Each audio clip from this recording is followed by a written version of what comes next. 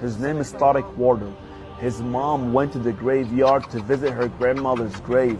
When she came home, she told Tariq that the parrot was acting different.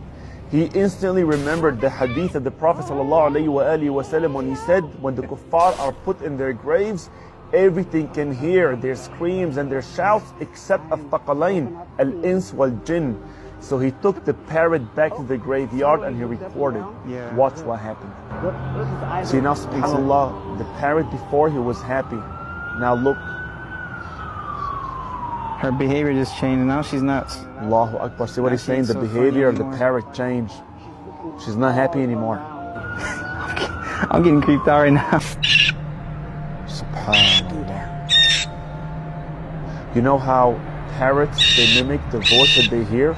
Look at the screams, the high-pitched screams. That's crazy. She's looking down.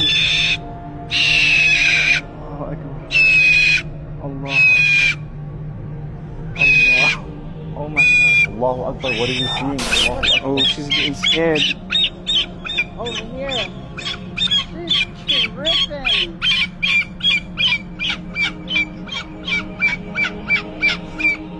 Share this video, my brothers and sisters. Hopefully it will be a reminder for someone out there.